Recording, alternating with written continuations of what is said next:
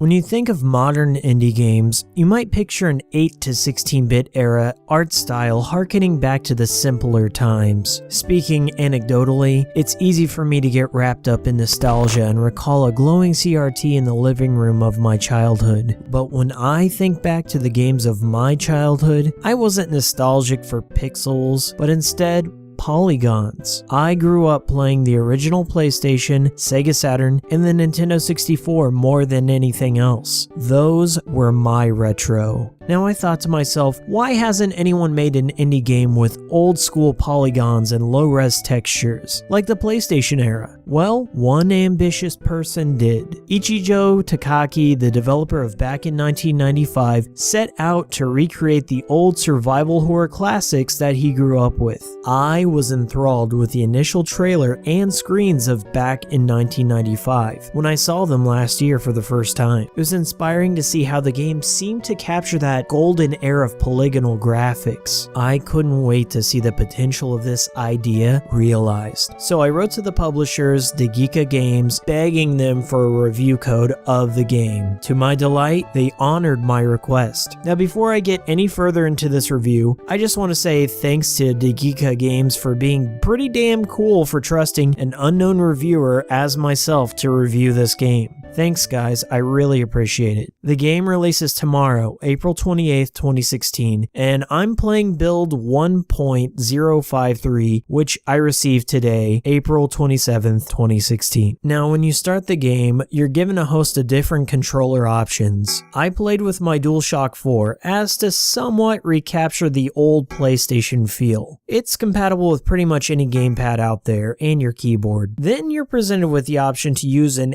emulated CRT scan lines look with a grainy noise overlay, or you can choose just the scan lines with no noise or an unfiltered look entirely. This is solely a matter of personal preference here, but I felt as if the CRT with noise was the intended vision, so that's what I went with in my playthrough. You play as Kent, the amnesiac protagonist, as he ventures his way to the foreboding tower across in the distance. His goal is to reach the tower in an attempt to recall his mysterious past. The Steam page for the game fills you in more about the story than the actual game does, as it mentions that Kent is also looking for his daughter Elisa, whom disappeared for mysterious reasons. That's never really touched upon in the introduction of the game at all, and it kind of randomly shows up near the end. So make sure you read the Steam page, I guess. Anyway, if you're a fan of old survival horror games, you will feel a bit at home here, especially when it comes to the tank control movements. Tank controls have always been a divisive topic in this genre. Either people understand how to use them and deal with it, or it totally ruins the experience for players. It can really make or break the game per the individual. Since the game is confined to primarily small spaces, Kent saunters his way through the game at a brisk walking pace. In other words, there's no button to run in this game. Kent can pick up weapons to defend himself from the enemies in the game, or not. You can walk past every single monster in this game if you want to. I did in my second playthrough, but we'll cover that later. There's a basic wrench that Ken can swing and take out most monsters in just a few hits. The wrench can degrade over time, but I've never had it happen in a playthrough. You can also pick up some long-range weapons like a handgun and a shotgun. The ammo is frequent for both weapons, so the survival element kind of goes out the window, especially when you figure out that there's unlimited shotgun shells that respawn in the second building next to the crumpled up paper stairs. I want to stress that you can walk past every enemy in the game with great ease, so don't even bother fighting if you want to save time. Speaking of the monsters, there's only 4 enemy types, and their designs are interesting, but not particularly frightening. Like, why are these rotisserie chickens so pissed off at Ken? There's also painkillers that Ken can take to recover 30% of his life. It's the only health pickup in the game, but you won't likely need to use them if you keep your distance from enemies. There's only a handful of puzzles in the game. Most of them require you to read a note to get a clue for a combination lock to open a door. If you really wanted to, you could brute force all the codes in the game by flipping through the combos. It's really up to you. In the status menu, there's a section for notes, but it only saves the most recent dialogue box that you've opened. It's a real bummer that you can't go back and read previous notes for clues, because if you try and scroll up or down, it just scrolls into a blank screen. Hopefully they'll fix that later. You can save your game at PC terminals, but you can easily beat this game in one sitting, so challenge yourself by avoiding them entirely. So despite not being very survival or horrific in any sense, I admit I do have a soft spot for the attention to detail in the 3D models in the game. They do look authentic to older survival horror games, which was the intention. I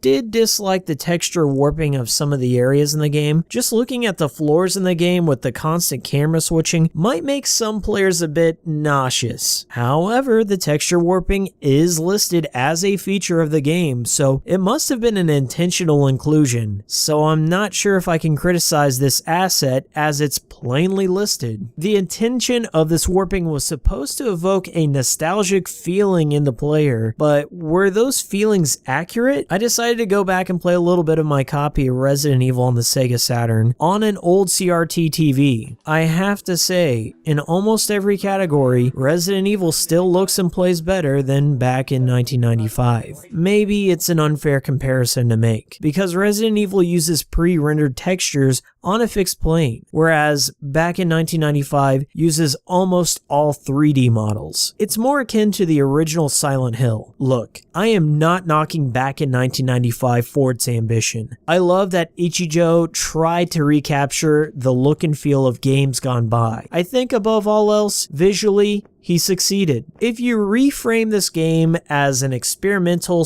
/ abstract art piece commemorating polygonal games from the 90s, then it's exactly as intended. The game itself isn't particularly fun, and the story is wrapped up by 4 notes you get in the last area of the game. It's a little bit of a letdown knowing that you can beat the game in under half an hour of playtime. In my second run of the game, I clocked around 20 minutes without killing any enemies. Now, I have a slight spoiler that I'm going to mention about back in 1995's post-game. Yes, after you beat the game once, you unlock a semi-new game plus mode. The game doesn't warn you about this at all, so it's easily overlooked. I stumbled upon it when I was restarting the game to capture more footage of it. So, spoilers. You start at the beginning and walk into a room where you pick up a flashlight. Then, when you turn it on, you're introduced to a lighting engine. You're thinking, oh, this looks cool. Maybe the story is going in a different direction and it's not over yet. No, it's an entire segment of developer commentary. But now you can mess around with this lighting engine for no apparent reason. As you walk through the area, Ichijo imparts 12 reasons why he created this game. Side note, this is one of the most bizarre segments in any post-game I've ever played. You're warping through these rooms as Ichijo tries to explain his inspiration for the game, but you never get to read them all. It just hops from point 1 to point 3 to point 8 to point 12, and he wraps it up from there. He makes some really bold predictions in these few comments that he leaves us with. Let me read you one in particular. Yes, see you in 2055.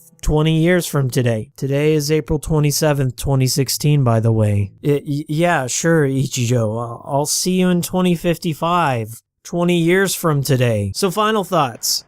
This is not a game for everyone. This is probably not a game for someone who grew up with survival horror games on the PlayStation, especially if you're expecting horror, challenge, or a game for that matter. This is mostly a tech demo, but a damn great first effort at that. I think in its current state, I cannot recommend back in 1995. My only hope is that Ichijo releases this engine or uses the funds from this game to build on the current game. Visually, the game hits the right marks.